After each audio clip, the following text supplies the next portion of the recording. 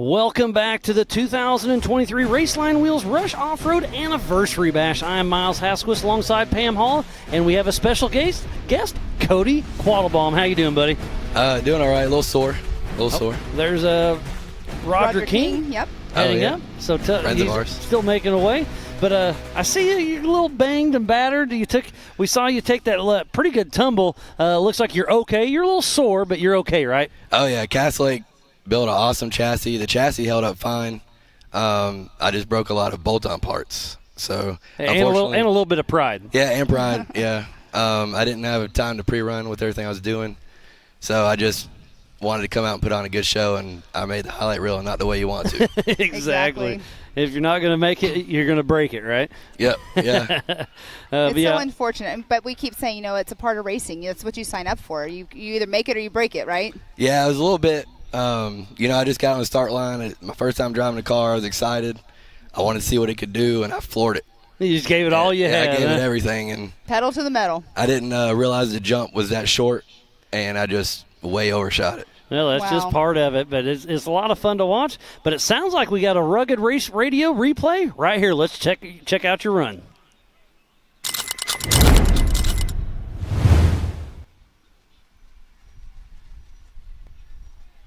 Oh, yeah. Yeah, that hurt. Yeah, you took a pretty good little tumble there. How many was that? I didn't count it. It was about 3 or 4 right over the front. Yeah, I think the front bumper dug in, and you just went for a ride. Yeah, so I'm going to make some changes, like raise the front bumper. I think if my tires would have hit, I could have pulled out of it. Yeah, I think if because you're obviously all-wheel or four-wheel drive, you could have caught the tires and caught it. But now you're doing a rewind flip. Yeah, as soon as I left the jump, I knew what was going to happen. The production guys having some fun with it. It looked like you were actually on your tires for just a second when they were doing the rewind. It was a little bit slower. It looked like you were actually on, riding tires, and the front bumper must have just caught it. That's why you're saying you're probably going to raise it up then. Yeah, I think if I raise it up, I could have maybe pulled out, and I'm also going to maybe shorten the bumper just a tick, maybe. Yeah, well, I was trying to be close to the rules, outside the front tires. Okay, that's where you're at. So, you know what he's going lift to do? The front bumper. He's going to pre-run next time. Yeah, I'm going to pre-run. We're going to have the car done early. I'll go drive it around, and I'll know more of how it feels, and then, hit some jumps. The most important part is you're okay. Yep. That's the most important part. Yeah, like you said, Castle Lake made the machine and held up to it. I mean, like you said, some broken parts on the outside, but the cage and everything kept you safe, and that's the major part. Yeah, I mean, I couldn't be prouder of what we did and how the car is. Just unfortunate that, I only got to drive it about 10 seconds. But I'll be back at Visions, and we'll be in the same car, so. Well, you'll get it back, and Visions is going to be a whole week-long event, so it's really cool to see how all that shakes out. What's your favorite part outside the race during Visions, outside of your race? I mean, we got Pastrana coming in, so much stuff going on. Yeah, the Nitro Circuit stuff is wild. I've been following all the updates on the course. Obviously, we love the Lazy River and the bar right next to the Lazy River, so we'll be frequenting that in the food court. Yeah, it's a great little retreat. Oh, it looks like we have somebody getting winched out. Can't quite see who it is. Oh, it sounds like it's going to be Roger King, possibly. Oh, they're up there working. No, they're trying to clear the course for the rock bouncing, I think. They're taking down a tree, getting everything squared away for tomorrow night's America Pro rock bouncing. So that was, we'll have $20,000 on the line, and they'll be heading up. It looks like George Cruz out there on course checking things out. He's a man on a mission, sneaking around everywhere. And there is Adam Collins still pushing strong. I believe that's the Yukon launch section. We got a tree stand out there that Lindsay's sitting in, bringing all these great shots. She's been looking forward to it all year. Yes, she was so excited. She was like, which tree am I going to be in this year? Yeah, I love this stock class. It's a cool class. Yeah, it's a lot of fun to watch, and it's great to see all the stock cars out there. So lots of racing yet to come. Cody, always a pleasure having you on air with you. I hate to see your tumble earlier. I hate to see you not racing out there. But again, that's part of it. You'll build the car back. You'll be ready for some more racing. Yep. Yeah, we'll be back, and y'all see more of me. I can't leave. So. Well, thank you so much for coming on and chatting with us. Unfortunate again. So sorry about that, But you'll still be able to watch some more racing, won't you? Yeah, and I'm gonna help out in the pits. Perfect. All right, we're gonna take a quick break. Thanks, Cody. We'll be right back after this.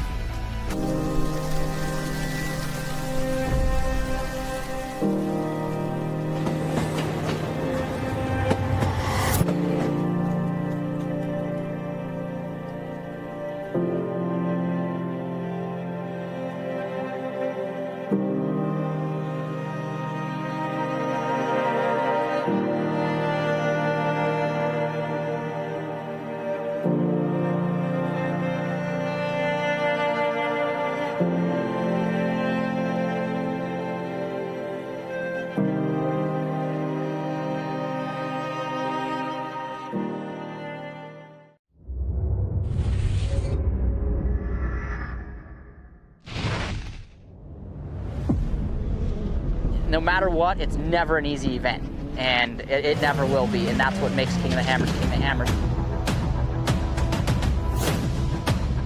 Tire choice is everything. I mean, to have a tire that's reliable and consistent and drives well out in the desert, but yet when we get to these crazy rock sections, still has grip and performs, and we can hit these sharp, jagged edge rocks and not have a problem, is what we need. And the Rockzillas definitely are second to none when it comes to the UTV tires. And it just speaks traction. It's got big lugs hanging off the side. It's got big lugs down the side of the sidewall of the tire. If you're gonna look for something that makes traction and is gonna grip in rocks and dirt and everything, you look at a Rockzilla and go, man, that thing looks like it's gonna do the job right there.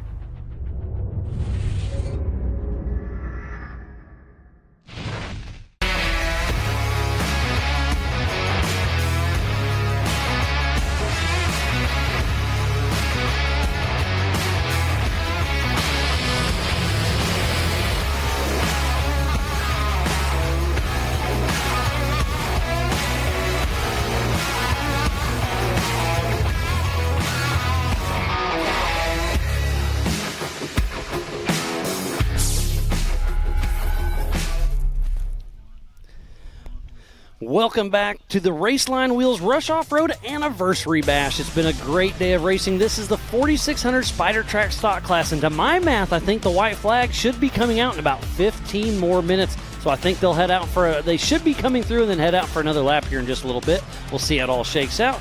We can see some of our camera crew and safety out there on course, making sure everything's running smooth. I believe that's Benji in the background is doing some recovery for us and doing some flagging, depends on what happens.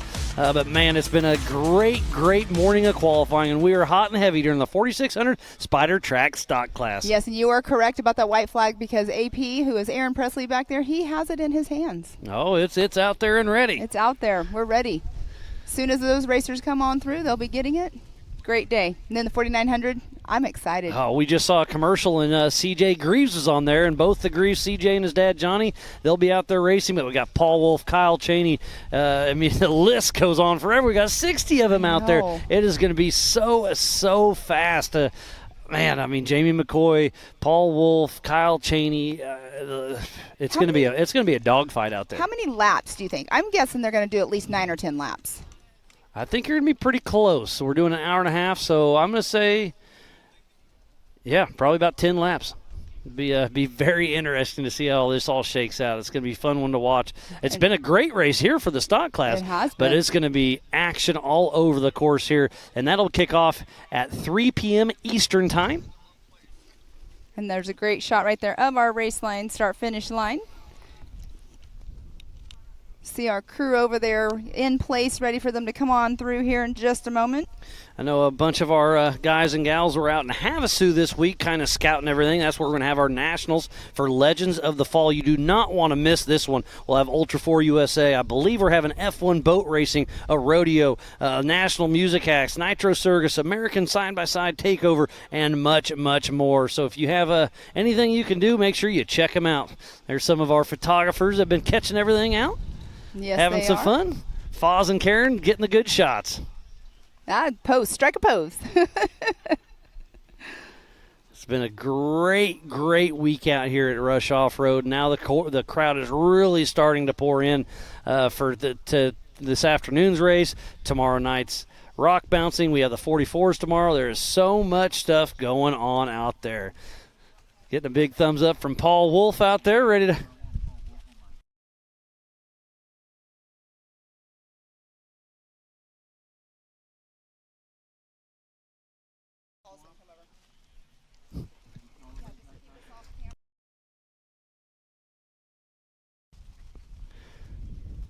So lots of action yet to come, and here in a little bit we'll have the 4900 UTV race, and there's a lot of heavy hitters out there today, and we are going to bring one of those in right now, and it's the one and only Paul Wolf. Paul, how you doing, buddy?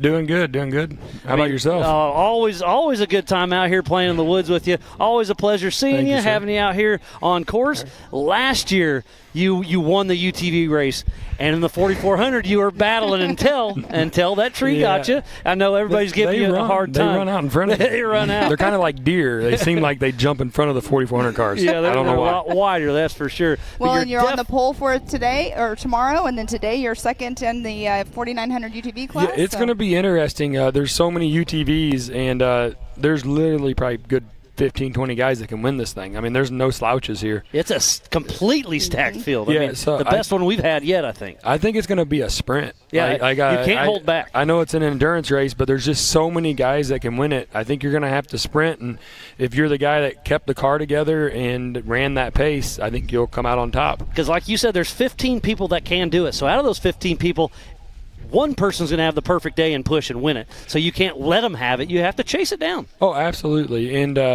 it'll be interesting because lap 2 will be into lap traffic. Yeah, I think so. And so we may get the first lap halfway clean air. But then after that, you're going to be dealing with lap traffic and the dust. And there's a good argument there of in theory, you want to be out front for the first lap and get the clean air, but then you're also the guy that has to let the lappers know that you're coming. Yep. So normally the guy that's leading the first one to the people getting lapped, they take longer to move because they don't know you're back there. But once the first guy goes by them, they start looking then at they realize, mirrors. the leaders are coming, so I want to get out of the way if exactly. I can. Because they don't want to hold you up. That's not what they're trying to do. No. They just don't know better. You're in your element, you're driving, and you're working, and when that first guy gets you, you may not see him. And so then you just don't know, and then once you realize he's there, then you know to start looking, and it's a reminder. So then, every so often you check the mirror, where before you weren't checking the mirror. So then normally the first place guy has to move a ton of people, and the guy behind him actually gets to catch him again because the people are looking for him. They get out of the way quicker, and so you don't have to spend as much time behind people. So I have a question for you. I have two questions for you. Are you More running than a that, co-driver? No. Okay. Are you running a spare? Yes. Okay. Yes. And the spare is just because I probably wouldn't change it out there unless I did it like right off the very beginning. Mm-hmm. I already set the car up with the spare for other tracks. For suspension reasons. Right. Yeah, I just don't see no point in moving it. The car responds well to it, and everything's set up for it, so I don't see the point in changing the car. And I've always done that, even on short courses on the 4400 car. I run the spare. One, it's a bumper, and two, the car's set up for it. So. And that's what we were talking about earlier. Sometimes people still run their co-driver in qualifying when they do have a co-driver because of that same reason as well. Yeah. Their car's already set up for it. Yeah, and they're probably more comfortable. I have a big issue with especially out here and how fast we can get going. I don't mind hurting myself as bad as that is to say. I don't want to hurt somebody else with me. It would play a mind trick on yourself. Yeah. I'm conscious of that. It's in the back of your head the whole time. Yeah, so if I'm by myself, I can, if I need to make time up, I'll go all out. But if I have to have a co-driver out, I'm a little hesitant. And that completely makes sense and understandable for sure. And talking about that, the dust, what are you thinking about that? Are you a little nervous about that? Because I was out watching you guys practice, and everybody was being very respectful, 25 miles an hour. But even then, the dust was thick. Yeah, it's going to be bad. And the thing is like, a lot of the places the wind will blow and catch the dust, but down in some of them valleys, the dust isn't just gonna, hang. It's just going to sit there and linger, yeah. Yeah, it kind of gives me a remind of Visions last year, and so I'm a little nervous for that. You can't see anything, and so you're driving blind, guessing, and a good chance you wreck the car. So but today you're going to be racing in the dust. Tomorrow you might be racing in the mud. So you're going to get a little double duty on to see how it shakes out. I think I would rather take the mud. Well, you're going to find out. I actually said the same thing because I don't like driving in the dust myself, so it's scary. Yeah. So here I have one more question for you. So 3. Yes. Are you running a GPS or do you have it by memory? Because you probably memory on it all. And it's pretty. And I drive what I see a lot, just because of cars and stuff are in front of you and stuff changes. And it's marked well. Yeah, and it's marked really well, and a lot of the their lines will develop as you're racing. Mm-hmm. So and they get burned in. Yeah, especially in the 4400 cars, because the trees, a lot of them are big enough we can't move them, but there are some that are questionable, and if somebody gets out of shape and moves it, well, then that's an open race line. Right, exactly. So it'll become an open race line. So you don't want to be so ironed in on this is where I'm going every time, because you may get out there and there may be a little cut through or something. Mm-hmm. You're allowed 50 feet, so. And there was a couple lines that I saw developing during pre-running that I was like, wow, I didn't even see that there. And there they are. It's already burned in. Oh, yeah. Well, I'm guilty of that. So I took the 44 car out, and there's some spots that wouldn't fit, so I would make paths around doing stuff. a little wiggle waggle. Yeah, I probably got one of the widest cars in the 44 class. I think you probably are just by looking. A lot of the solid axle guys, they got narrow axle sets, and they change them. I don't have that option, so I'm about 96 inches wide. So there's I think 3 spots where I'm actually rubbing 2 trees on each side of the car at the same time. But that's another thing we were talking about this morning about you guys, and I was thinking of you in the back of my head because your car is so wide. Yeah. Having that area where you're going through and just the tire walls are just rubbing. Yeah, there's a few spots. I mean, I'm down less than 5 miles an hour, and I have to rub the trees. There's nothing I can do about it. And there's not a good way around that's efficient, so it's just faster to slow down, rub the trees, and take off again. I actually think this will be one of the places where UTVs probably lay down a faster time than 44s. I called that earlier today, that I really think they're just that much more nimble. I mean, power to weight ratio. Yeah, just how – and there's a lot of real narrow spots that the 44 cars will have to check up, and we'll lose so much time. I think like a lot of the roads and stuff, like we can open up, we'll make up a lot of time. We'll go way faster. The roughs, we're way faster. But there's just enough narrow spots that we have to slow down. I'm talking 5 mile an hour, and the UTV I'll run at 30. Yeah, and I remember watching you and Josh battle last year, and it was absolutely amazing. And then obviously I'm not trying to give you a hard time. I'm really not. No, you're good. But it was just so fun to watch, and I could tell like the pace was going so fast. It's like who is going to push who to make a mistake, because you guys were just clicking up laps. Yeah, it was like, war. oh, this is out of control, because when you see the dust, you want the dust. Yeah, and that's very true. And he was running me down, and my radio guys were telling me, and that's actually referring back to what Pam said. There was a spot in the course that he actually was taking a creek run and making a lot of time up on me. So there's some power line sections I was faster than him. In the tight creek stuff, he can turn sharper, and he was making time up on me with that solid axle. And I wasn't flexible enough to change my line, just mostly because I didn't know about it and didn't do it. Yeah, well, I mean, we'll see how it shakes out tomorrow afternoon. It's going to be a fun one to watch, but it's all about today right now. You're about an hour, what is it? Yeah, about an hour and a half. You're going to be taking the green flag, and you're going to be on that front row. I believe you're on the outside, so it's going to be a drag race to see who gets in that first wood section. So strategy? You have a strategy today? Yeah, go for wide it. open. Go I care. fast. This is Paul Wolf. I'm going to go wide open until we get up the hill over there into the woods, and where it is. He definitely has a fast car.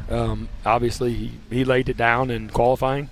So hats off to him. He was not messing around. He gave it all he had. Looks like this is Doug Langford coming down. I believe the white flag will be out. Yes, so it's an hour and a half. White flag is out.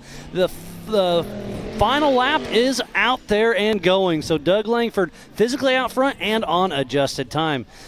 And we just saw them take off one at a time in 1 minute increments. You guys are going to take off 2 at a time, 20-second increments. Yeah. It's going to be a wild start. It's going to be tough. I think once you get so far back in the pack, it's going to be really tough for the guys back there to get clean air. Let's say about halfway, then you're going to start seeing that. It'll be fun to watch. There's Mick Henson right on his tail. So he's made up a lot of time. Yeah, on adjusted time, Doug still has him, I believe, but not by much. That's awesome. That little Toyota, I think he can fit through the trees better. Yeah. This is the little his style. Toyota that could. Yeah. That thing is so awesome. The guy that drives it, he has to be a back of steel, because I don't know how he with leaf springs. I watched him at Disney last year, and I was in awe. I was in awe that the truck took it and he took it inside of it. It's pretty amazing. I mean, in the stock class, I like all of them, but that one is like one of my favorites. And I think he's a fan favorite as well. A lot of people are always rooting for him. Yeah. So I am looking at my timing here in the Project X boost, and it does look like Mick Henson does have him on adjusted time. So if he can keep this pace, he may just go home with that first place trophy. Yes, his lap time just now was a 26.44. So he's made up a lot of time. And he's in the zone now. He knows the course. It's coming together. So Doug's probably got 3 times the horsepower. He's running one of those 392 Hemis in that Jeep. Yeah. So Mick Henson's probably got, what do those have, 100 1/4? I don't know. If you're lucky on a good day. On a good day. Doug's lap time was about 3 minutes slower than Mick on that one. So Mick's, is he pushing hard, or did Doug have some issues? Hey, it's racing. Anything can happen. Anything. Well, it looked like he had the doors on it still, so I'm impressed they can get them full bodies through there. I mean, there's some spots, like I said, I'm rubbing trees. And even in the UTV, there's spots we check up because it's so tight. And it's impressive that he's wheeling it, because that's a 4-door, wasn't it? I believe it's a stretched. I think it's stretched. It's stretched. Yeah, okay. It's a 2-door. But he, on the first lap, when he was getting ready to come down this last downhill drop, he actually had to back up he and make that overshot turn. the corner. To make it and swing it. Yeah, I'd say that's a lot of car to wheel through the woods. Right. And, I know Miles was back there cutting trees. A bunch of them, but not enough. You could have shaved a few more for him. Hey, there was a couple spots we're talking about. Like, do we get this one? No, we're gonna let him kiss this one.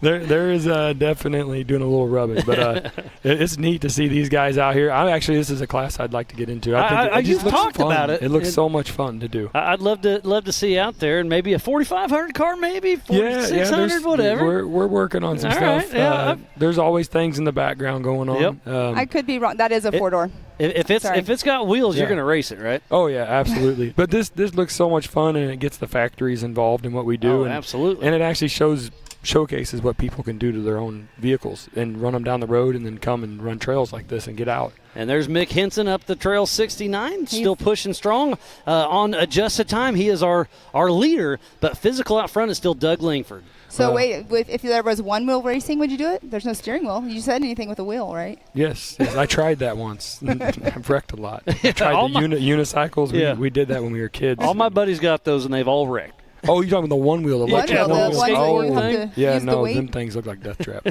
I'm more scared of them than these trees. Mick Henson still making his way up and out of Trail 69. We'll see. So this is that first little rocky section for the UTVs. I'm nervous about a bottleneck there. If somebody bumps through there? I think if the rain happened today, you may see it. But I think as dry as it is and much traction as we have, you'd really have to make a bad mistake. Okay. Like, you'd have to mess up and hit break a bank something. and break something. That's the only way. I think you'll have plenty of traction to go up through it. Okay. So I don't. I was more saying if somebody does mess up, there's not much room around. No, then there's a couple rocks sticking out of the embankments, and if you hit one of them, they don't move. They're pretty solid. There's AP with the white flag hanging out. He's checking his Facebook, it looks like. Somebody must be texting him. So how many cars do we have in 4,400? 4,400. We started out with 20 cars. I know a couple of them couldn't make it, so I think we're at the 18-ish mark.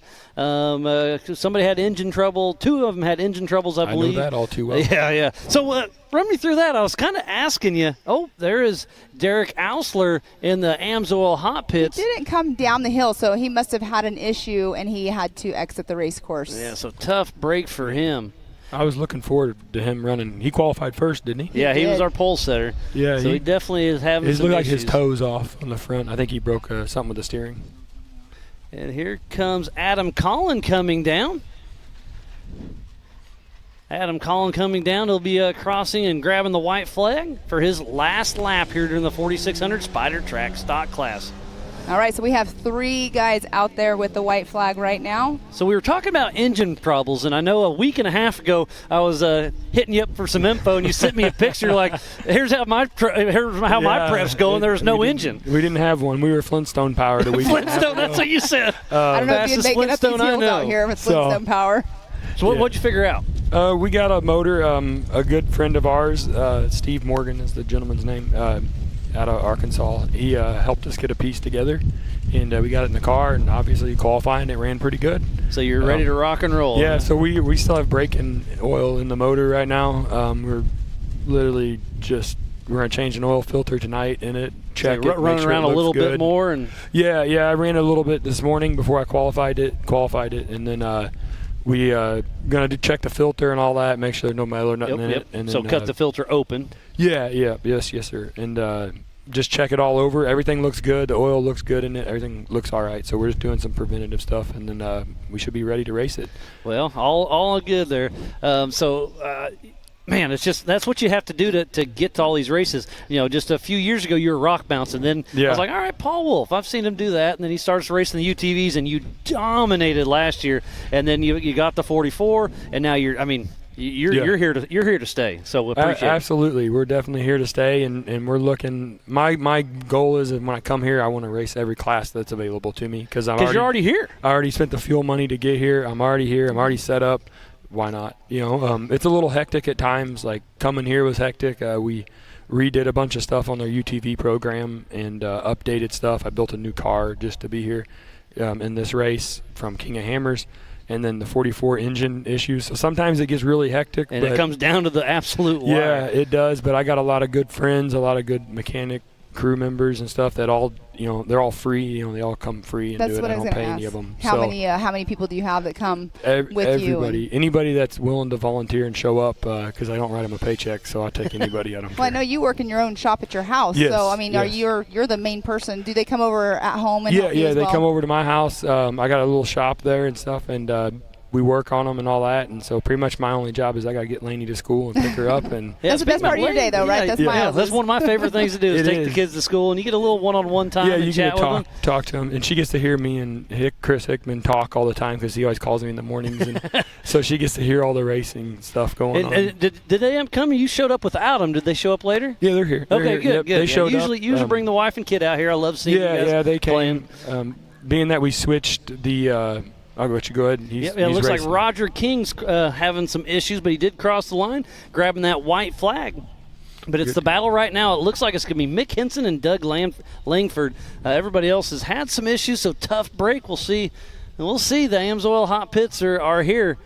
If Mick Henson doesn't have any issues and keeps that position, that's going to be awesome. He's pulling in the hot pits. So speaking about hot pits, Paul, what's your plan? Are you planning on no stopping unless a tire? Tire is the only thing, and I'm racing for a win, so finishing to me is a priority, but not the highest priority. Your priority is winning. So is winning. If you have to come to the pit, you're probably not winning. Yeah, so you're with not how many too guys are in the excited UTV class, you're not winning. Yep, I agree, if you're in the 100%. pits, you're at unless you can make up some pretty wild time, which I don't know how you could do that. Are you doing every race this year like you did last year? Yes, the whole circuit, yes, ma'am. both classes.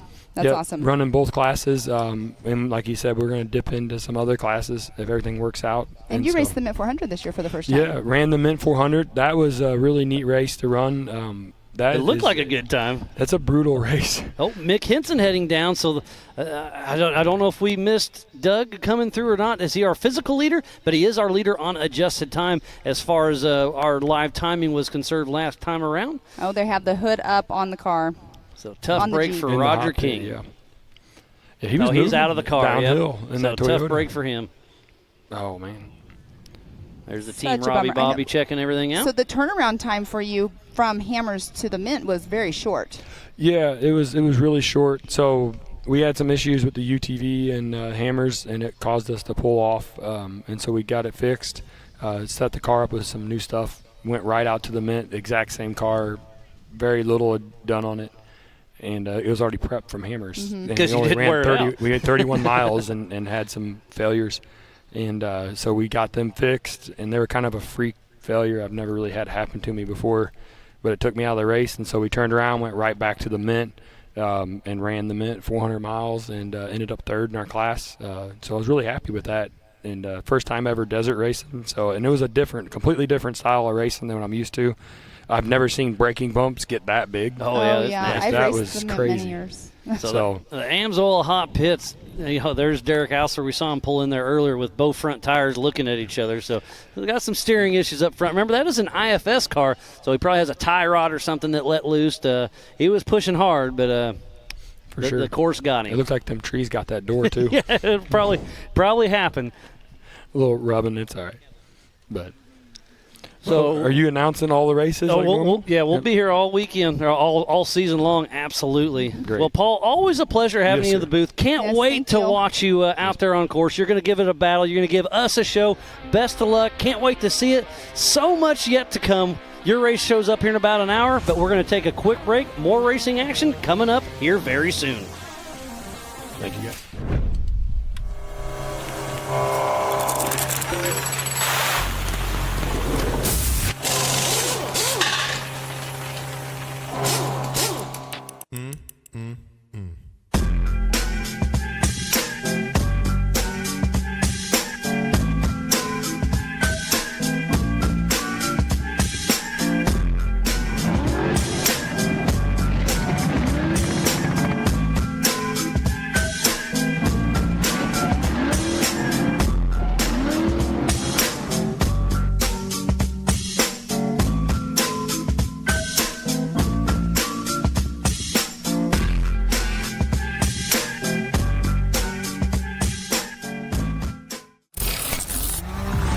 When it comes to suspension tuning, there's only one name we trust: Double E Racing.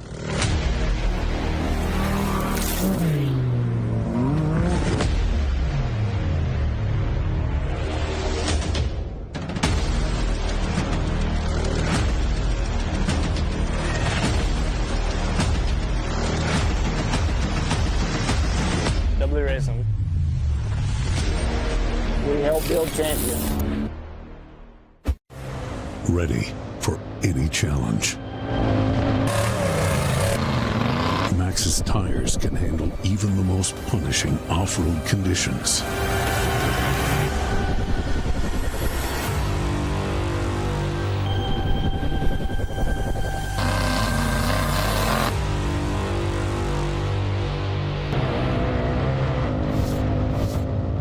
Maxxis tires.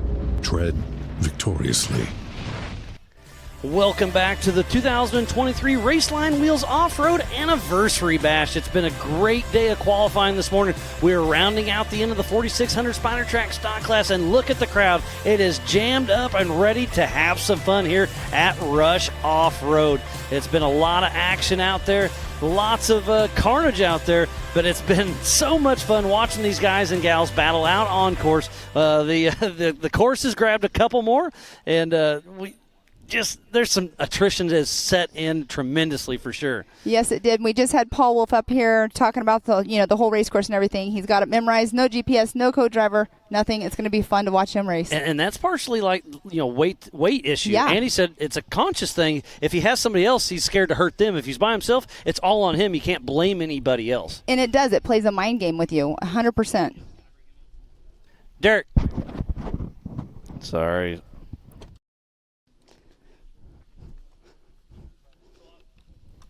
We saw Derek Osler's Toyota, and that looks like Adam Collin coming down the Yukon launch. But we saw the front end of Derek's FJ.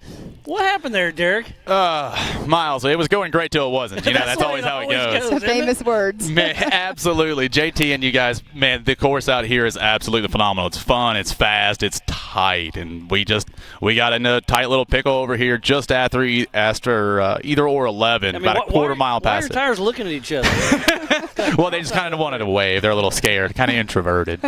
Yeah, we broke the steering rack. We ripped the threads right out of the rack, mangled the whole end of it, and we were just a rock and a hard place up there in the hills. And so, wow. This was a great race. This was our first race in the car. So it looks like a ratchet strap. I was gonna say, that's the only way to get your car back in is either duct tape, zip ties, or a ratchet strap. That's the only thing holding race cars together in general. But yeah, absolutely. That was the only way we got the car back in was we put a ratchet strap. Once we got off course up there, we just put a ratchet strap on and got it to where we could secure it and just come down the qualifying loop. Yeah. And that's a bummer. It's a bummer, but you know what? We keep saying it over and over and over. That's racing. It is. It's not. I'm not bummed. Yeah, this was awesome. Seriously, this was. I had such a good time. Hour and 15 minutes in. I'm not mad about that. Yeah, you got at least 7 points there. See, I'll take it.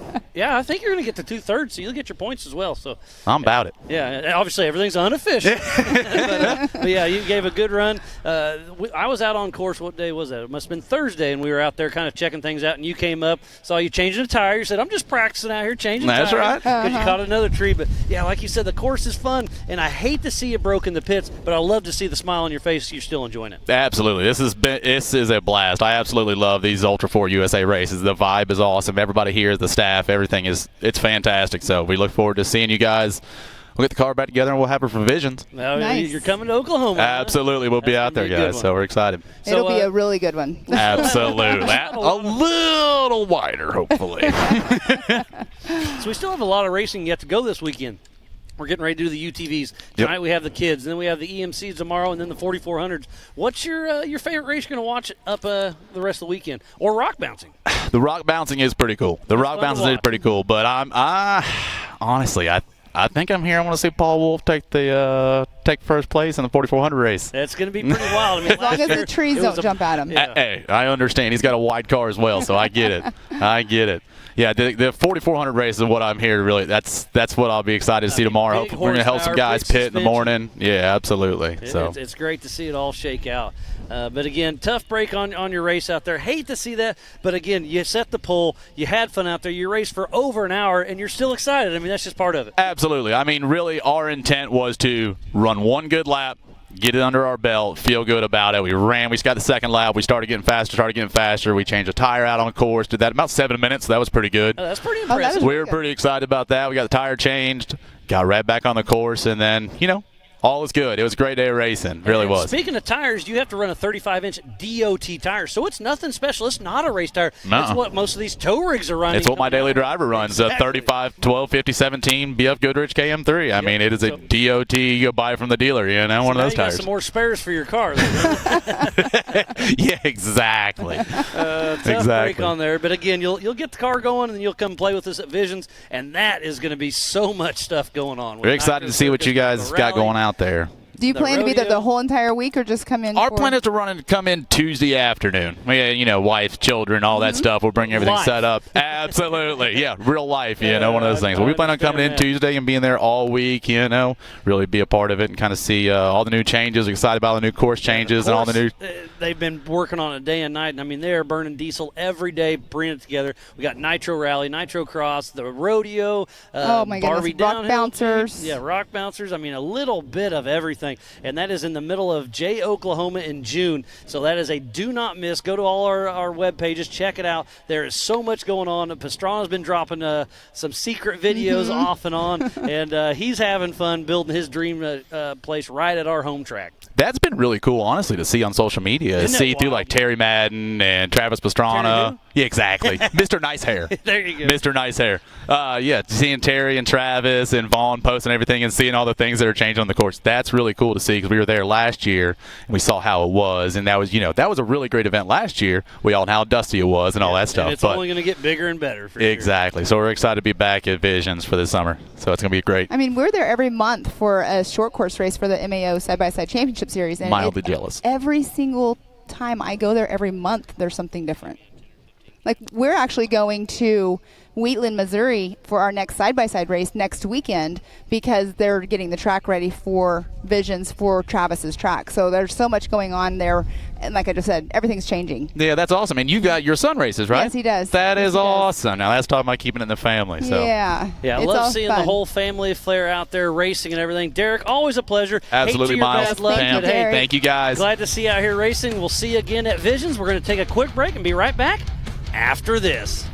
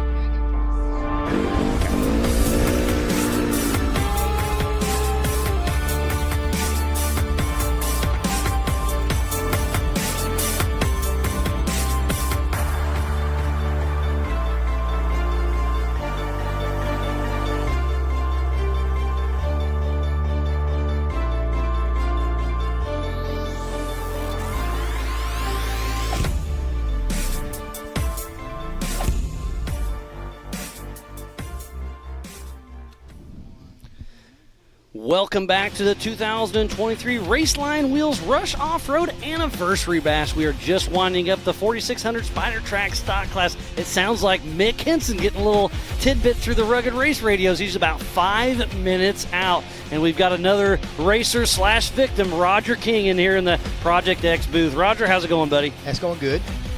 Having fun. And you're racing double duty. You're doing the stock class now. You're racing 4400 tomorrow. What happened to your day? It looks like you had a rough one. Just new car blues. It just would not run. We just we had some computer problems. We thought we had them fixed. We didn't. Just no power. It just. Well, we saw you right off the start struggling going up, and I asked you on break here, and you said it was just no power. Yeah, there was no power. We tried to do a few things. Nothing got better. And that's just a TJ then, right? Looks fairly stock. It's pretty stock. We apparently need to do some work to it. Oh, there's a never-ending list there. Sure. You started racing with us back in, 2012 when the Everman Challenge started? Yeah, was that the Flat Biller Killer? Do I remember that right? Killer, yes, sir. Yeah, that was a good time. We did have fun. You still do, right? Oh, yeah. You bring all your buddies out here? Yep. Yeah, we decided we was going to try to get a lap in, just push, and probably the top of that hill, it started reading 260 on the. Oh wow! And it stayed there. Okay, so every once in a while, computer issues and overheating. Yeah, and I think they were related, but we would. When it buried, we'd slow down or stop and let it cool down to about 210 and take off again. It'd be 260 again. And oh wow! So playing the game, huh? Yeah, trying to break there. We didn't want to ruin it, but we wanted to get a lap in. So that was our goal. Well, you made it through. Yes, sir. Took a little bit, but gave you a little sight lap for tomorrow's race. That was part of it too. Yeah. We got a good pre-run in. We got to see some different ways, and we're real. Went slow enough we could really check it out good. So you saw every single rock. Yeah, I got every rock memorized now. Tough break on that, but always a pleasure having you out here racing. Like I said, you're doing double duty in the stock class and later on the 4400. Yes, and sir. now you kind of get to take the rest of the day off and just kind of hang out, huh? And our Raceline wheels, our Mickey Thompson tire. Our Mickey Thompson tire. Second race, they're still good as new. We're really happy with them. We'll be running them tomorrow as well. And you're on race lines on the big car too, right? Yes, sir. Yep. And we're really happy with the Mickey Thompson. So they did us good. We just got to figure out a Jeep motor, and we'll be in contention. Just throw 392 in it. Huh? Just throw 392 in it. Yeah, that's what I Just that would be an option. Making model. Just kidding. I know. I'm totally there's joking. rules to it. We can sneak one in there, but we'd have one in our promise. You're probably getting a little trouble, right? Yeah, I was it's hard to hide joking. Well, Roger King, always a pleasure having you out here racing. What's your next race after tomorrow? Visions. So you'll be there at Visions as well, huh? Well, that'll be a good time. It is going to be a great time. Sure. What are you looking forward most out there at Visions besides racing? Because there's so much going on there. The mega trucks just blew me away last year. They were just so big, and lots of horsepower. I wasn't prepared for that. Yeah. And I really enjoyed that. I mean, a gearhead's a gearhead, right? Yeah. And there's some kind of rally thing that I don't know what it is. I'm anxious to see it. Some of them are electric, and they go out there, and I mean that's part of Pastrana's deal, and it's going to be pretty wild to watch. I'm looking forward to it. Oh, and they have lots of jumps. They're doing I believe they're building crossover jumps as well. Yeah, over under. Really? It's going to be crazy. I haven't seen it in person. I've seen it on an Etch-a-Sketch. Yeah. Kind of like your map that you and JT made. I'm looking forward to that. It's going to be a great weekend. There's another shot of the camping. I mean, there's a lot of room out here, isn't there? Sure. If the weather does what they said, though, tomorrow's going to be a different world. It's going to be interesting, totally different. But it won't scare people away. I mean, no, there's still people coming in because this is an anniversary weekend for Rush. So there's a ton of people that are still not even here. So it's going to get even more full. I've never been to Rush without mud, and I've been here a bunch. Yeah, 2 years ago, I believe, we got rained out, and it was a complete mud race. Last year, it rained a little bit during the race, but it's just part of it. Oh, was that Adam Cullen, I believe? That's up the Spider Track's back stretch. So we'll see. Man, that means Mick Henson's just a couple minutes out. Yep. So, Roger, I'm going to go ahead and let you hop out of here. Always a pleasure having you on the booth. And we should see Mick Henson here in just a little bit. So while we wait for Mick to come in, we'll see how far back Doug is. We'll see how it shakes out. But we'll finish up this race here in just a minute.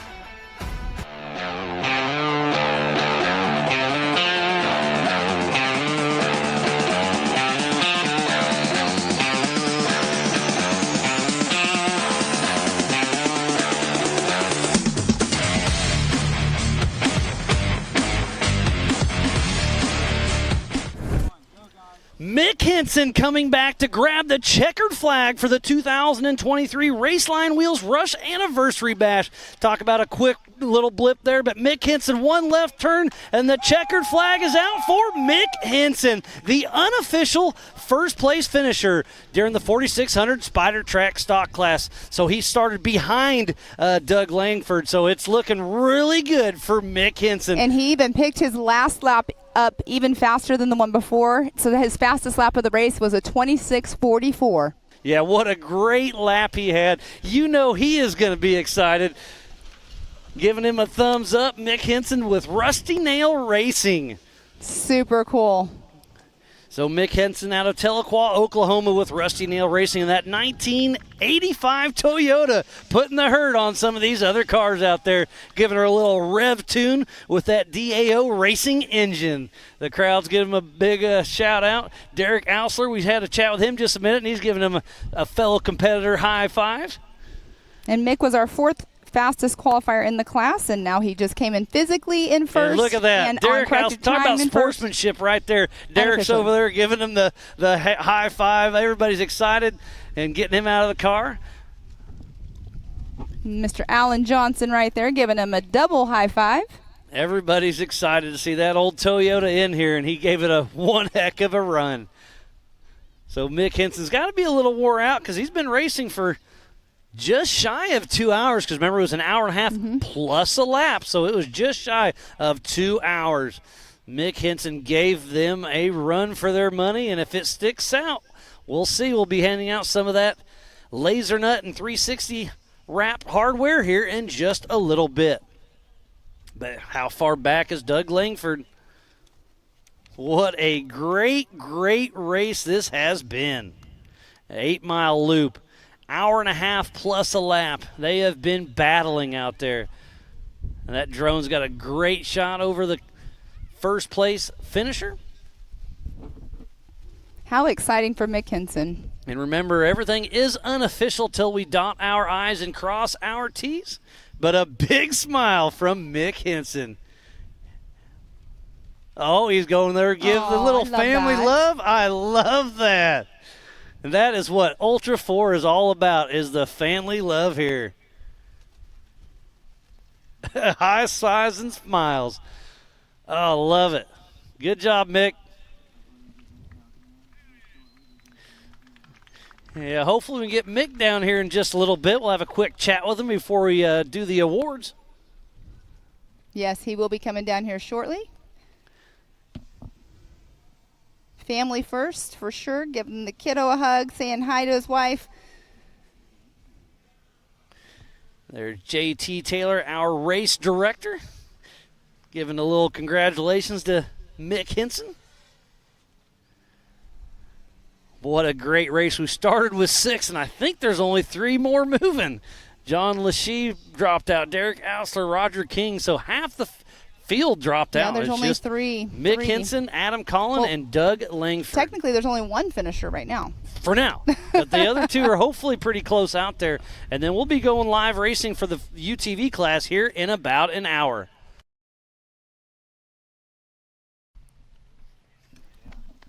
So we got a great shot of Mick's car there. We were checking it out. The old Toyota was still looking good. And I've got our unofficial winner in here, Mr. Mick Henson. How you feeling right now, buddy? I'm feeling great. You don't even look sweaty or anything. Oh, I'm sweaty. Okay, all it's right. all inside this fire suit. Inside, well, how was it out there? Because your first couple laps, you were chugging along, and then you really started picking up the pace, it seems like. Yeah, I feel like after the first lap, I really got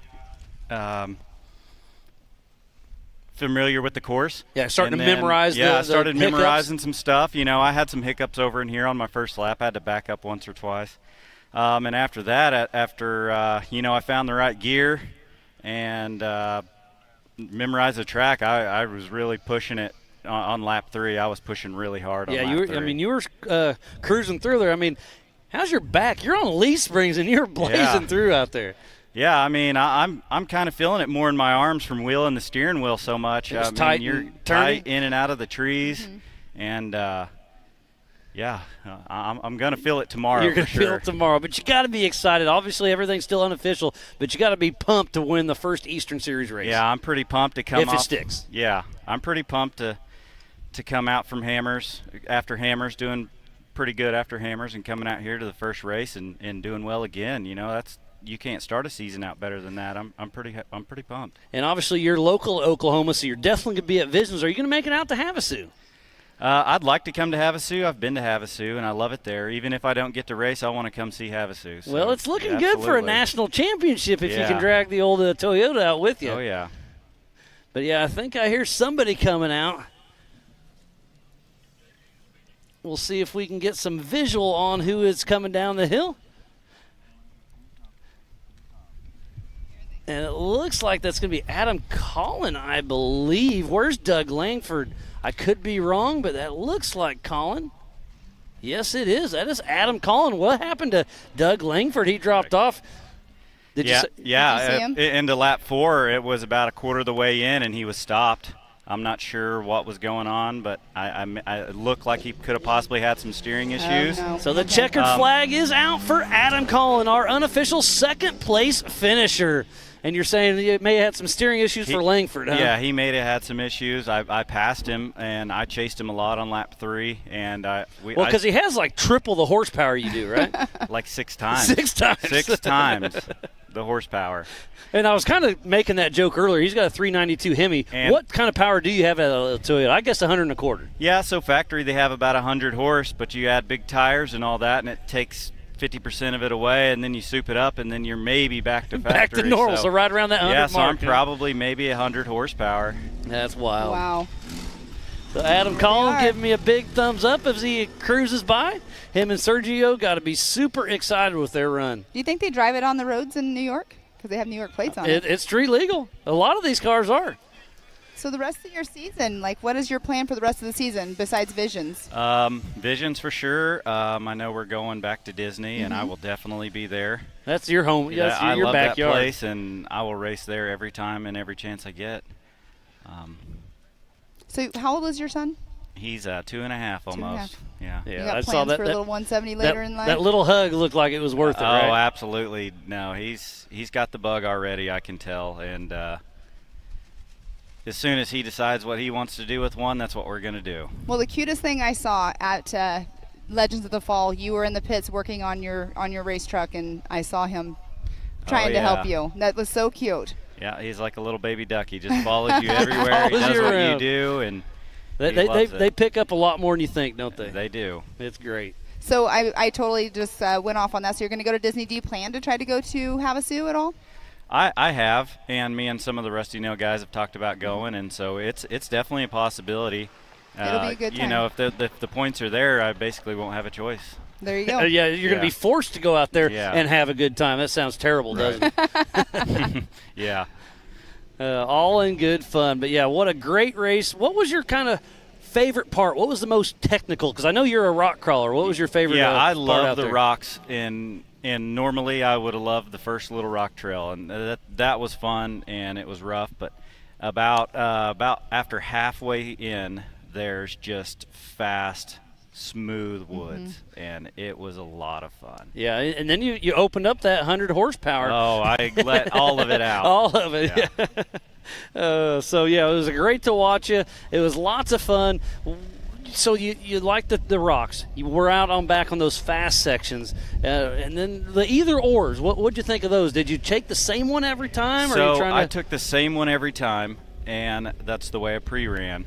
So there was definitely an either or where me and Doug got together, and he took one and I took the other, and mine was definitely slower. Okay, and so you saw him when you came out, and he was ahead of you. Yes, I came out, and he was like 100 or 200 yards ahead of me, so I took a bad either or, but... Well, it wasn't bad, it was just longer. Yeah, I knew it, so I stick to what I start with, and I do the same thing every lap because I don't want to mess it up. Muscle memory. Yeah.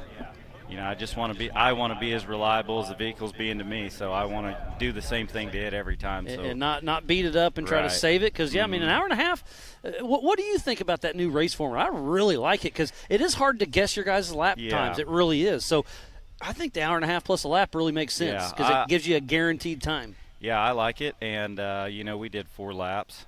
So when I raced here in 21, we did 5 laps, and that was pretty rough. The 5th lap was. You were wore out. Yeah, I was ready to stop at lap 3, and at lap 4, I was really done. But yeah. But all in good fun. Yeah. Well, your last lap was also your fastest lap today too. So were you picking it up every time because you knew how? I was being more conservative on 4, but on lap 3, I was chasing a Jeep for a while, so I got slowed down a little bit. You actually were faster by 3 minutes on that lap of him. Oh, wow. Yeah, it was well, good. I caught him, and he was way ahead of me. What was the dust like out there for you? There was only 6 of you. The dust was kind of confusing because even when I would come down and go to turn around, my own dust would get me. Getting in your well. Yeah, it was getting me, and it was confusing. I was thinking I was catching somebody. But it was yourself. It was my own dust. You're catching yourself. Yeah. That's pretty good. That's pretty impressive. And once I got behind somebody, the dust was pretty good. Pretty rough, but it wasn't too bad. Yeah, well, wait till we throw 60-plus UTVs out. Yeah, I can only imagine. Well, it's going to be a fun one to watch. So, yeah, I mean, it's been a great day of racing. There's a shot of Adam Collin, and we saw your old Toyota there on the right. We'll see how it all shakes out, but it's looking good. I see our pole setter, Carson Atkins, pulling up. He'll be starting our lineup for our next race. It should be starting here in about less than an hour. Be kicking off the 4900 UTV class, and it's going to be one to watch. It was a great time watching you guys, but just more cars on course, more action, right? More action. So you've been a Toyota guy for quite a while, if I'm not mistaken, right? Right. So where's that drive come from? Really, the drive for Toyotas just came since I got my first vehicle, and it was a Toyota pickup. And you had to fix it when it broke, right? Yeah, and it was a piece of junk, so there was a lot of fixing. Was it this one or a different piece of junk? It wasn't this one. It's a piece of junk too, but the first one was even worse, and that's how I learned to work on cars, was just owning one. And now you're a Toyota guy, and you got quite a few of them at the house. You work on them quite a bit, right? Yeah, that's all I do is I just work on Toyotas and then beat them up. You fix them, you break them, yeah, you collect parts. Yeah. But yeah, it was a great run for you out there. Great to see you have so much fun with us here at Ultra 4 USA. And I guess we'll see you at Visions here in a little bit. But man, what a great race, wasn't it? Yeah, it was great.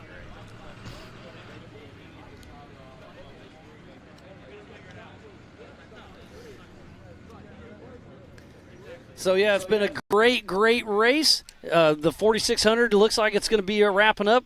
Always a pleasure with you out there, Mick Henson, having fun. So it's been a good time, great race. It's been a great day out here today. Thank you so much for coming by. We're going to have another – Adam's going to come in and talk to us here in just a moment. But, yeah. So we're going to take a break here in just a moment. We're going to do some switch outs, getting ready for the next race as well. So you guys want to make sure you stay tuned, and we'll be back right after this.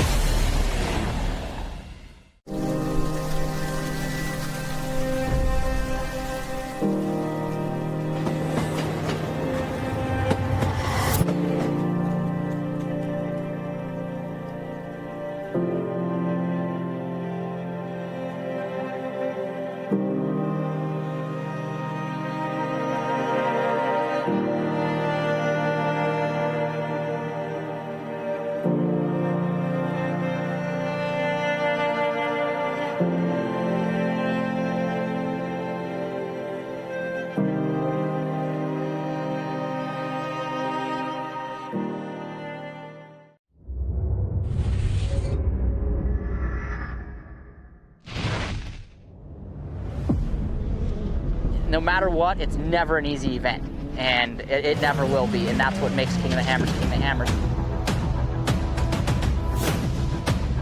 Tire choice is everything. I mean, to have a tire that's reliable and consistent and drives well out in the desert, but yet when we get to these crazy rock sections, still has grip and performs, and we can hit these sharp, jagged edge rocks and not have a problem, is what we need. And the Rockzilla's definitely are second to none when it comes to the UTV tires.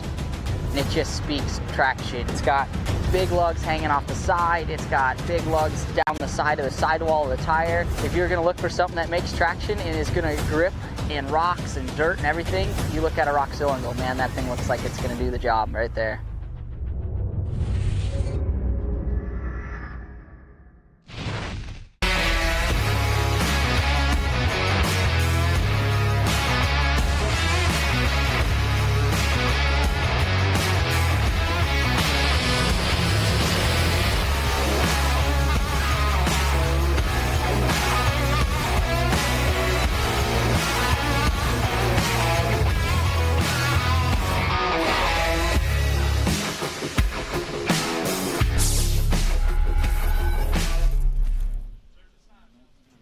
Welcome back to the 2023 Raceline Wheels Rush Off-Road Anniversary Bash. I'm Miles Hasquist. Pam Hall stepped away. We've got Adam Collin and Sergio with Warren, his co-driver. Unofficial second place. Adam, how's it going, buddy? This is my first time. You're learning. We'll get you through this, buddy. How was the race out there? What a fun race. We were having a ball out there. We started with a first lap that we wanted to forget. It was just all kinds of issues, and in my head I was going like, man, this is just a bad race. And then we made it to the starting finish start line, and it all fixed itself. So we said, why not just keep on going and send it. And we were hanging out in the Warren booth earlier today, and you said you just want to get Adam his first finish. And look at you, first finish on the podium. You can't ask for anything better. We finished in Nationals last year. Okay, that's right. Well, he told me wrong information. We had a couple not good races last year, but we did. But you got a good one. Yep. We finished there. And if everything sticks here at second place, you got to be pretty stoked about that. Oh, we're thrilled. We're Heck thrilled. Yeah. It's a fantastic place for the car to be. Super excited. And we were talking off here that the dust was kind of messing with you. You thought you were in the physical lead, but you saw some other dust, or what was happening there? So just radio comms, just things the way it was. For the entire for 3/4 of the last lap, we thought we were physically first, so we throttled way back, protect the car. I wish we had known. We would have chased Mick. I don't know if it would have changed anything, but man, we would have pushed a lot harder. Well, that's part of racing there. Yeah, tough sure break is. there, but to be, like I said, unofficial, it's looking pretty good for that second spot. And I don't see Doug Langford coming in, so it may just be tie rod out. Okay, broken tire. Mick said he saw him broke, but he didn't know what happened. So man, tough break there. So yeah, he's broken out there, unfortunately. His first race in that car, his first race not as my co-driver. Okay, so pretty cool. It's great to see him out here. He's got a lot of horsepower compared to the rest of you guys. HP Tuners did a massive job on that thing. What was it, 392 Hemi, right? 392 tuned all the way up. And you're just a 4-liter. I'm a stock 4-liter with a 42 RLE. Did you count how many times we had to go in between 4 low and 4 high? Oh, there was a lot of shifting. It doesn't make a lot of power, and that's okay. And we were talking about that earlier, that you didn't have enough power in high to make the climbs, but then in low side you're just revved all the way out. You couldn't get up to speed out in the back. That rev limiter got to work out today, I think. Oh, gosh. Definitely. Gosh, it sure did. So I was talking to Mick about, the rocks, the high speed, and he liked this first little rock section, Trail 69. He said it was a great little rock section, and then the back, you got to open it up. What was your favorite part out there? Oh man, honestly, I think you guys did a fantastic job laying out a really fun course. And that's all JT Taylor. That guy, man, he's good. You were out there with him the whole time. I'm a great helper. I'll give you that. But JT laid out a great course. And, we had to clean up a lot because they've had a bunch of windstorms earlier this year. So there's a lot of down trees. We cleared it up. But, man, 8 miles out here, it was great. Oh, it was fantastic. And I don't want to say that I had a favorite spot or a not favorite spot. There was one little section we couldn't find a smooth spot through, and that one made me mad every time. But, the course was enough to stay exciting the entire time. And there's a couple new spots out there, and I know you can tell the new trails. What do you think of those? The stumps are getting big on those. Oh, because they're starting to get dug out, aren't they? The topsoil's getting washed away, and they're growing. I didn't think of that. Okay, well, somebody else has to go There's trim going to be them a lot up. more tires in that side-by-side race. Oh, that's interesting to think. Okay, because they definitely pre-ran, but it was only at 25 miles an hour. It was But now at full speed, they're going to, it's really going to dug out those roots. Faster, taller stumps. It's, and they're little. They're little stumps with a sharp edge. People are going to lose sidewalls. And some off camber with some ruts. It was a lot of fun out there. That's a great course. You guys did a fantastic job. Well, thank you. I do appreciate that because that's what it's all about. You have to have the racers. You have to have a race course. You have to have the fans and the marketing partners. Without all of that, it doesn't work. So, thanks for coming to race. Thanks to EB and letting us race here. I mean, it's just a great mend. And it all comes together and really, really makes things happen. Yep. And talking about making things happen, Warren Factor 55, you guys came out here with your booth. You were at our first race at King of the Hammers, and it seems like it's really going great. Yeah, I mean, it was awesome being able to race King of the Hammers as Warren Factor 55. I had Justin from Factor 55 in the co-driver's seat. That was his first KOH experience. He really had no clue what he was getting into when he had. And now he said he's hooked. Oh yeah, now he loves it. He wants to build his own car, yep. And we're working hard to have a Warren racing team out here. Being able Warren Racing, that's got a good ring to it. I like it. Right? You got to push on him a little harder. we coined that hashtag last night. We did. We started posting that, and I think that having Warren out here and guys from Warren using our own products out there, using our own winch, winching ourselves out. We had to use that winch tons of times at KOH. You didn't use it today, though, right? No, today I didn't have to get out. Whoa. So that's a good drive. Look at that. Here, So you just kind of sat there and let Miss Daisy drive you around, huh? He put in his work. He made me, stay on focus. He kept me on track more than I could ever ask for. So. No, a good co-driver goes a long, long ways, that's for sure. You guys might have to work on the rule book and put Sergio as not allowed. We got a lot of good co-drivers out there. You're going to have to fight. So I started with John Schaefer. I've always raced with him. And he's got a lot of wins under his belt, too. With this guy. And he does. And, we brought his car back from retirement for KOH. We weren't really supposed to race it, and then we ended up racing. Yeah, because it was in the Warren booth. He just let it go out there, and then you guys took it out. I gave him a call, and I said, hey, man, we should race this. And he goes, no, I can't make it. I can't fly out there, but if you want, just take it and have fun. And drive it like a rental, huh? I did. And, we ended up being fourth, and then about a mile from the finish line, it gave up. But, we had no prep on that car, so we actually made it farther than we thought.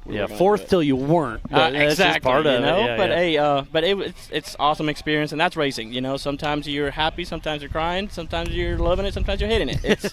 It's a love hate. I'll give you that. Yeah.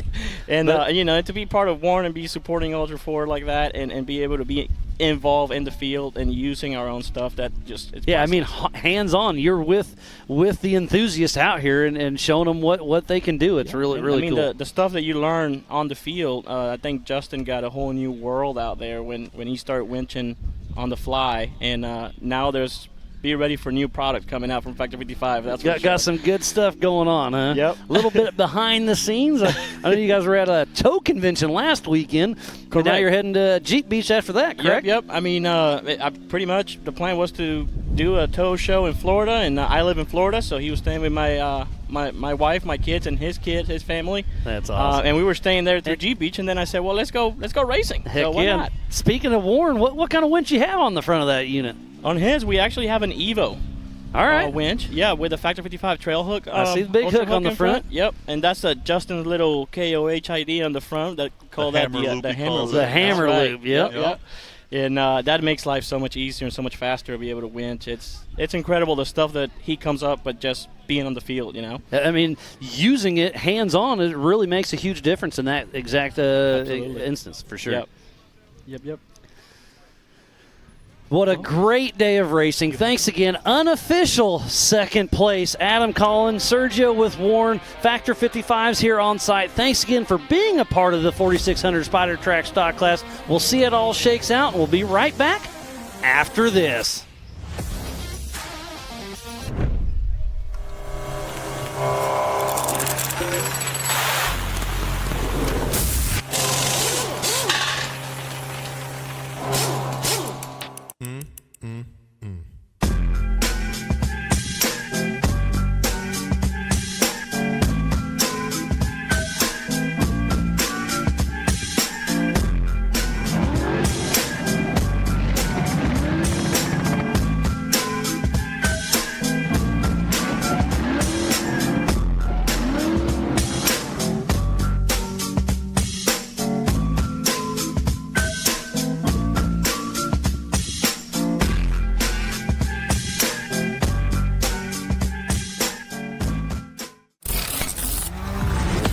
comes to suspension tuning, there's only one name we trust. Double E Racing.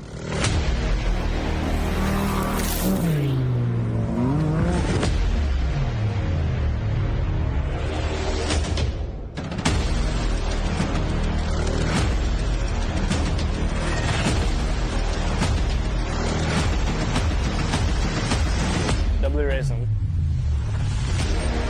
We help build champions. Ready for any challenge. Maxxis tires can handle even the most punishing off-road conditions.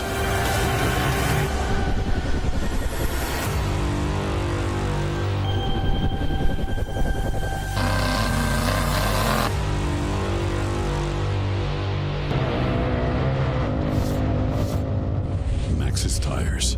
Tread victoriously.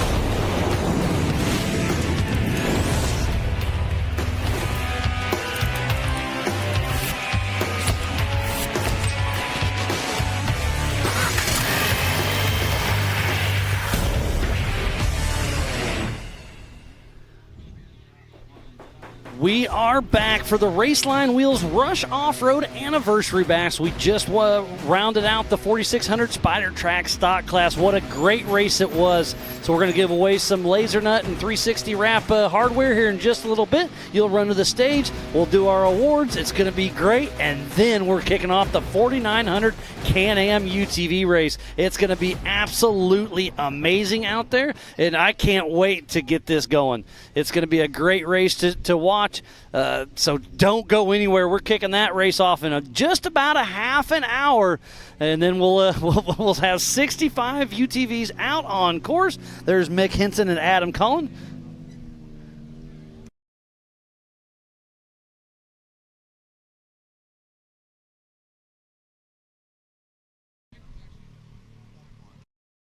So yeah, everything's going great. There's Mick Henson and Adam Cullen out there. We'll be giving away those awards here very, very soon, and then kicking out the 4900 UTV racers. It's going to be great. We've got a stacked field with Carson Atkins on that pole position right next to Paul Wolf.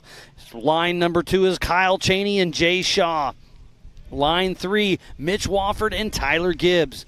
Then it's Zach Pollard, Jamie McCoy, Jake Godfrey, Todd Beckett, Cody Martin, Jason Wofford, Aaron Litch, Mike Park, Corey Willis, and Levi Metzinger is who's going to be taking off on our next race. So it's going to be great race coming up. We just finished a great race, but we're going to have action all over the course. Well, this one we had some downtime, but the next one we are going to have cars everywhere. It's going to be a little bit hard to keep track. It will be Go to live.ultra4racing.com. Keep up with that live timing. We'll have 3 classes racing at the same exact time later on, so it's going to be great to see. So here's the AMSOIL result graphic. We have Derek Osler, our unofficial winner, in second place. Adam Collin, and then DNF for Doug Lanford, Mick Henson. So Mick Henson's our unofficial winner. This graph is a little goofed up. I do apologize. It's Mick Henson up front and then Adam Collin. And then the rest of them were some DNF, so I apologize about that. But it was definitely Mick Henson and then Adam Collin unofficially. And then we have some more racing yet to come today. And then tonight at 6 p.m., the future of our sport, the Youth 170s will do a little 15-minute race. So that'll be a lot of fun to watch as well. And then we'll do our driver's appreciation dinner. And then we'll see you all tomorrow. We're going to have some more racing. But we're going to take a quick break. We'll be right back with some awards after this.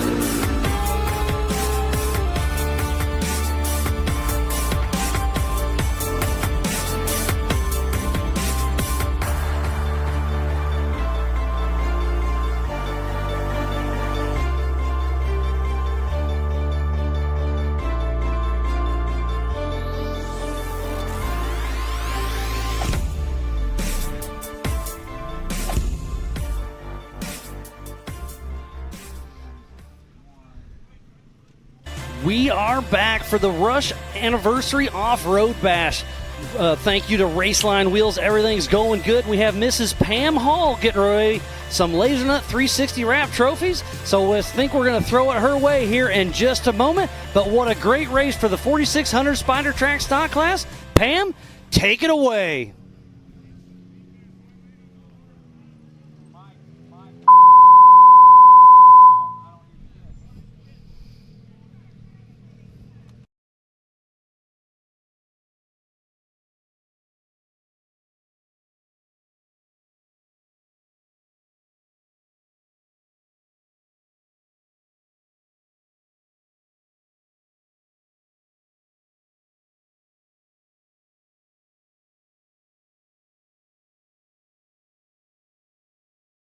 Out here, we had a ton of fun. Thank you to Kentucky. It's been great. You know. So was Sergio actually like telling you how to go in the course, or was he just saying jokes the whole time? No, Sergio kept me in line the entire time. The entire time he was talking to me, keeping me focused, doing everything he needed to do. I couldn't ask for something better. Sergio did great. So what was your least favorite part of the race course out there today? Man, you know, they asked me that the same thing earlier.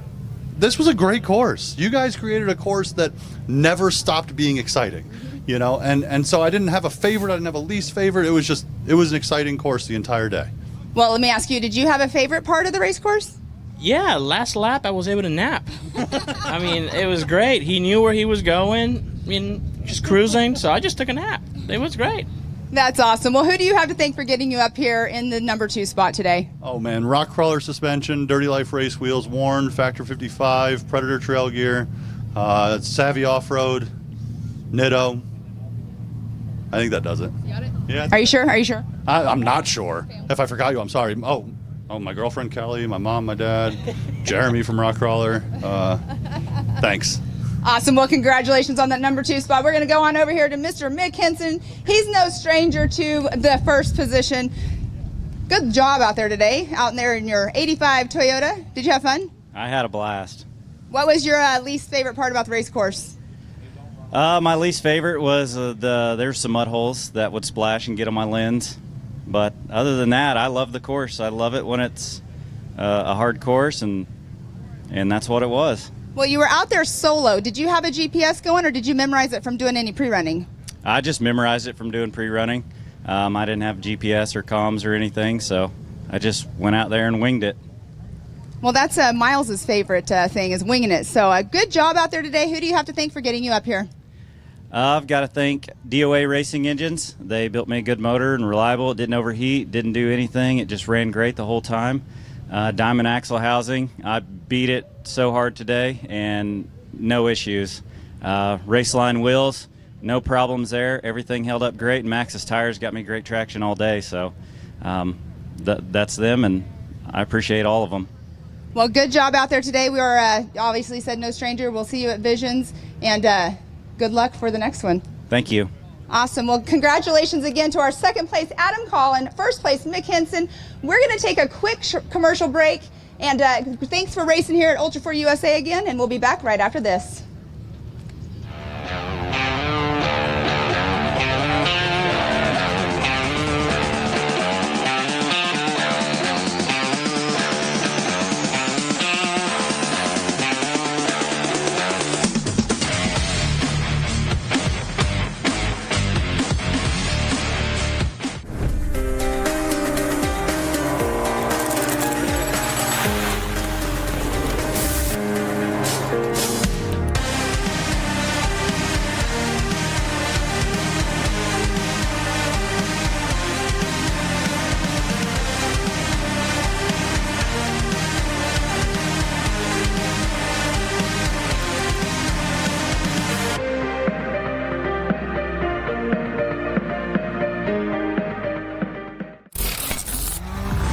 When it comes to suspension tuning, there's only one name we trust: Double E Racing.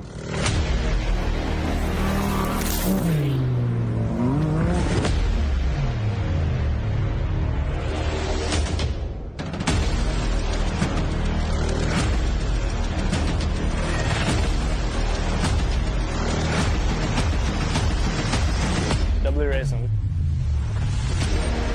We help build champions. We are back. We just wrapped up the 4600 Spider Track stock class. Pam, you just handed out some of that Laser Nut 360 wrap hardware. They were excited to receive it. We're about to kick off the 4900 UTV race.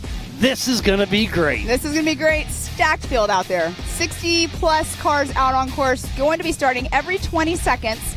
Two at a off time, the line every at a time. 20 seconds. It's going to be so exciting. It's going to be on adjusted time. We are about, what's it look like, about 25 minutes away from kicking off. But we have a great little thing to show you here in just a moment. Our very own George Cruz did a documentary for Tyler Remery. You can also catch the full length on AOE.tv, but you're going to get a great look at it, and here it goes.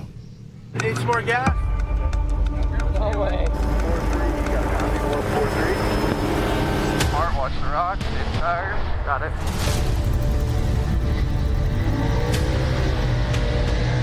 We're gonna get through this nice and clean, no show shit moments, we'll be good. Go.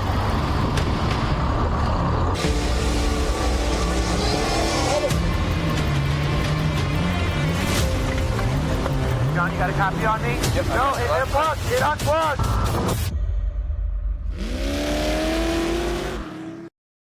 Hello guys, my name is Tyler Remery and I'm an off-road racer. I have my own team, TR Racing, and right now we're just building our own brand. Currently we're out here in Johnson Valley, California. We're at King Hammers 2023, man. This year we did more pre-running than we ever did last year. We spent a full week doing the desert loop, the rock loop, and so we got really conditioned in parts that we didn't last year. We're out here on Chocolate Thunder today with a pre-runner. We're about to practice the qualifying course, try to get a burnt line in so we can come in here with the race car and just knock it out. We're gonna go up Chocolate Thunder, and then on the backside we'll come down her problem and down idle issues, and we'll come right back out. So we'll do it a couple times and see if we can't get a good rhythm down and have some fun.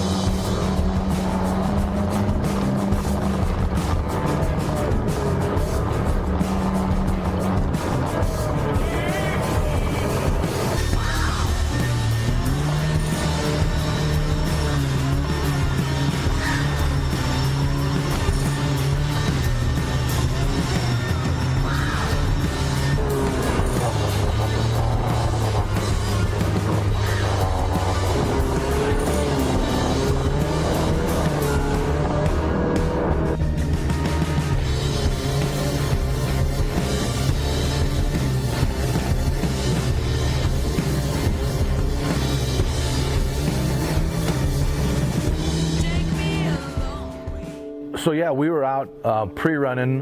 We had just gotten through Chocolate Thunder on the really hard part down on the bottom. We took off to go back to Hammertown and never came. And so we ended up driving back there, and it's like, what happened?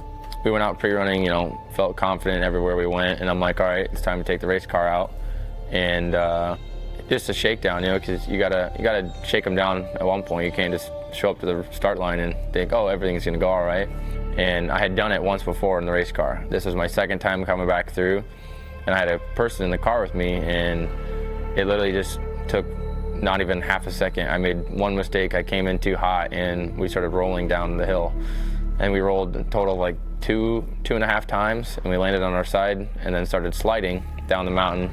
And we luckily stopped, and from that point I was like, made sure my co-driver was okay. I apologized. I felt so bad, but at the same time, I also put myself in a terrible situation because this was the day before qualifying. Going up a rock section, if you happen to see everybody get a little, if you tip over, you just kind of fall on your side. But when they're coming down idle issues, right at the beginning of it, is you get over this drop off, and then there's about a 3 to 4 foot vertical drop. And you can't stop, you got to go with momentum. And when they went over it, the tire kind of turned sideways, and so it kind of bit, and then they rolled over, and there's boulders that they're bouncing off of, and if it wasn't for just kind of landing on the side and sliding up against a big boulder, they could have kept rolling down. And if they would have landed on top of the cage on one of those big boulders, who knows what happened. So we're just glad that it turned out like it did. It was pretty scary because that's a really steep hill, and it's a good thing he stopped because you could just keep going and going. So it was a pretty terrifying moment as a parent, for sure. It was a struggle getting the car even back to the tent because we rolled down a mountain, and it was like 5 miles away from our camp.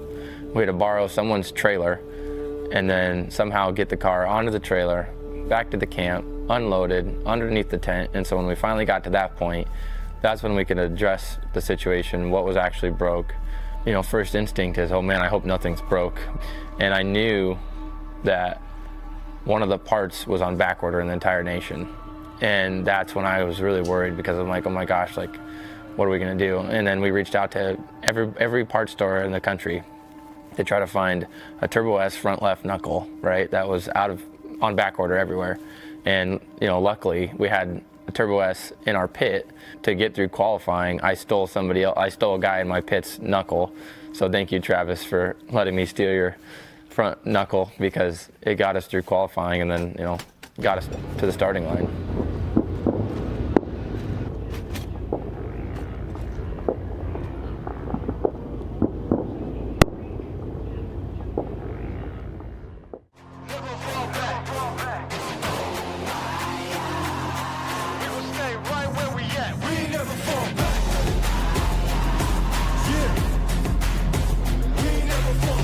Good morning, everybody. It's race day out here at King of Hammers. It's Tyler Remery. We were up late last night. Had a few issues with the car, but we're hoping to get them sorted out this morning. Just wasn't acting 100% like it needs to be, but we're going to make the most of it and give it our best shot. So we're going to have a fun and safe race and get across that dang finish line.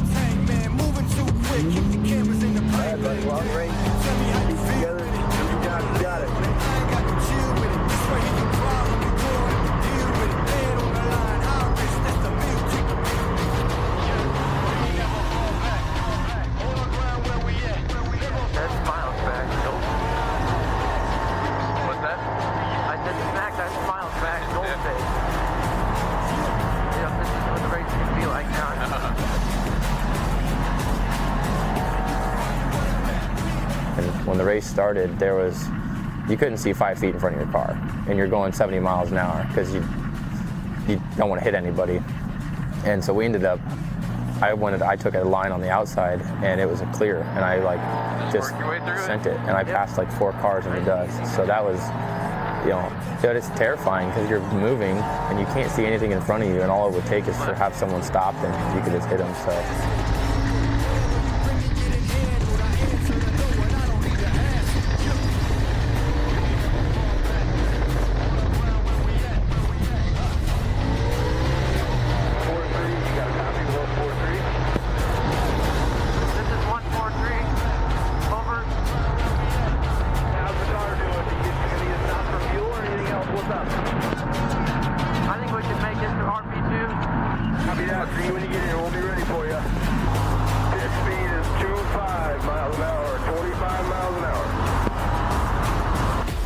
You just did 80 miles of the desert, and now you come back through and you go back through the short course section, which is where we started. That's main pit. We stopped at main pit, collected our thoughts, had to take a breather because what we were about to do was the rocks, and that was the most challenging part of the race. So we came in, took a breath, and then once we went back out, you kind of just start lap 2, which is the rock section, and then you go from there. John, you got a copy on me? Yep. No, it unplugged. It unplugged. You got me? You got me? No, it unplugged. Plug it back in. There. Now I got it. All right, buddy. Keep it together in the rocks. You guys are doing great. Keep up the good work. I was not looking forward to the rocks by any means. The desert's the fun part. The rocks is where it gets real nasty. And that's where you can make or break your race.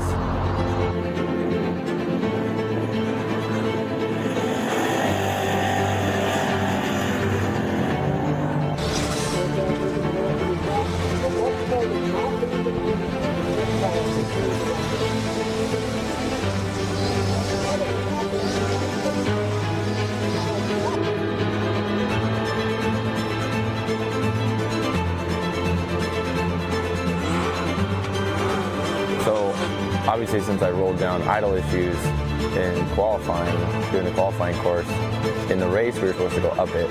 And, I wasn't the only one who obviously had struggles on that trail.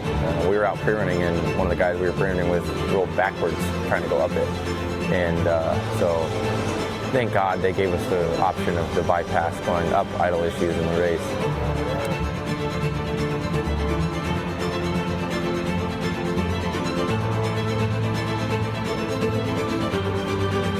The first rock sections we went through, we went down Spooners and then up outer limits.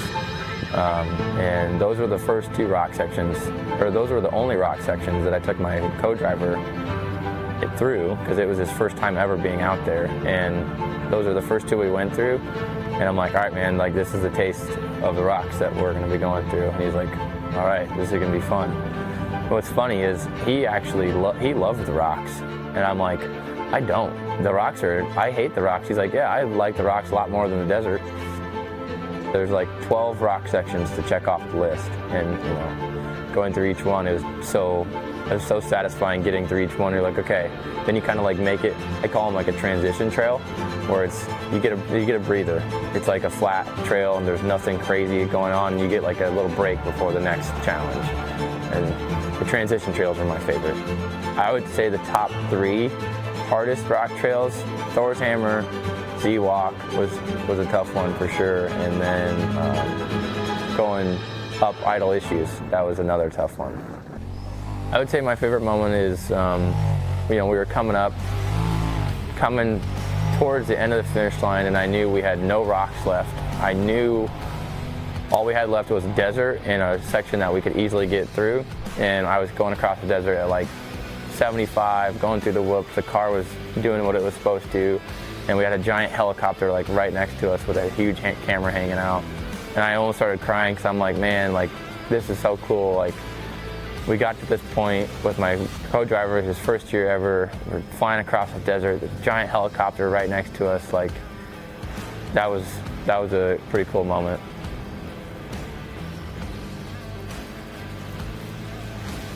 You know, when we finally came across that finish line, you know, I'm like, we did it, man. It was a huge accomplishment for both of us, and you know, to give him that opportunity for his first time ever to come out to King of Hammers, even to be there, and then hop in a race car and actually finish the race like that, helping someone achieve that for themselves was super cool. And then for me, it was just satisfying because all the work that we put in leading up to that point. I'm ready to put some gas in and grab a burnt sandwich and do it again.